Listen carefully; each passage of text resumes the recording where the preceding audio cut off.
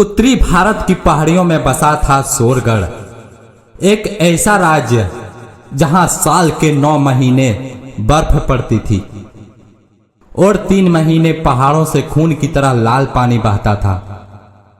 इस राज्य का राजा था वीरेंद्र सिंह, वीर, निर्भीक और अत्यंत बुद्धिमान, पर दिल से अकेला। उसका एक सपना था सच्चे प्रेम का। सोरगढ़ का एक रहस्य था झील चंद्रवली। कहते थे वहां पूर्णिमा की रात कोई औरत रोती है। झील के ऊपर तैरती हुई जो भी उसका चेहरा देखता वो या तो पागल हो जाता या हमेशा के लिए गायब। वीरेंद्र को इन कहानियों पर हंसी आती थी जब तक कि वो खुद वहां नहीं गया है। एक दिन शिकार के दौरान वीरेंद्र झील चंद्रवली तक पहुंच गया। झील पर धुंध फैली हुई थी और तभी उसने एक सफेद जोड़े में बैठी लड़की को देखा। उसकी आंखें गहरी थी, जैसे सदियों का दुख उसमें कैद हो। वह मुस्कुराई, हल्की मगर भयानक। तुम राजा हो ना? उसने पूछा। हां, वीरेंद्र ने कहा। और तुम? मैं चंद्रलेखा हूं, इस झील की आत्मा। वीरेंद्र ठिठक गया, पर डर नहीं लगा। उस रात वो वहीं रुका और चंद्रलेखा से बातें करता रहा। उसकी बातों में जादू था, उसकी हंसी में दर्द। चंद्रलेखा ने कहा, मैं श्रापित हूं। उसने कहा, जो मुझसे प्रेम करेगा वो मरेगा। इसके बाद वीरेंद्र हर रात झील पर जाता। चंद्रलेखा उसे इंतजार करती। उन्होंने बातें की, सपने बांटे और वीरेंद्र को उससे मोहब्बत हो गई। मगर उसी समय सोरगढ़ में अजीब घटनाएं शुरू हो गई। सैनिकों के शरीर झील से अध जले मिले।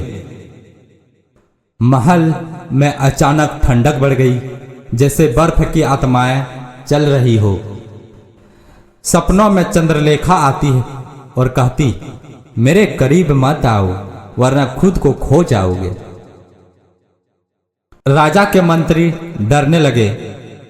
उन्होंने कहा, राजा, वो स्त्री राक्षसी है, उसका श्राप पूरे राज्य को नष्ट कर देगा। मगर वीरेंद्र रुकने वाला नहीं था। एक रात वीरेंद्र ने चंद्रलेखा से सच जानने की ठान ली। उसने कहा, अगर मुझसे प्रेम है तो सच बताओ। चंद्रलेखा रो पड़ी और उसने कहा, मैं नागवंशी कुल की राजकुमारी थी 500 साल पहले। वीरेंद्र ने कहा, मैं कीमत देने को तैयार हूं। चंद्रलेखा की आत्मा तड़प उठी। अगर तुमने मुझे सच में अपनाया है तो तुम्हारी आत्मा झील को सौंपने होगी। तुम कभी लौट नहीं सकोगे। वीरेंद्र ने सब कुछ छोड़ दिया, अपना राज, अपना शरीर, अपनी पहचान, और झील में कूद गया। झील लाल हो गई, बर्फ पिघलने लगी और चंद्रलेखा इंसान बन गई। झील ने कहा, तेरा प्रेम सच्चा था, मगर वो अब हमारे पास रहेगा हमेशा के लिए। वीरेंद्र की देह कभी नहीं मिली। अब सोरगढ़ में शांति थी। चंद्रलेखा रानी बन गई, पर एक रहस्य अब भी जिंदा था। हर पूर्णिमा की रात चंद्रलेखा झील के किनारे जाती और पानी में एक परछाई से बात करती।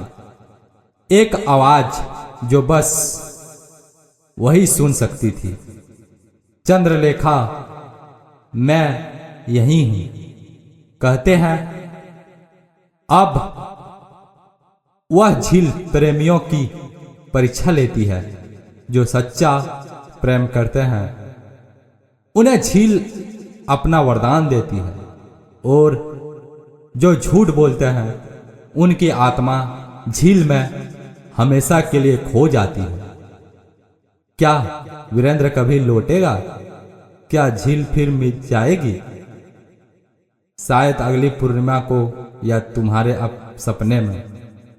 अगर तुम चाहो मैं इसका सीक्वल भी लिख सकता हूँ, जहाँ वीरेंद्र की आत्मा फिर लौटती है लेकिन कुछ बदल चुका होता है।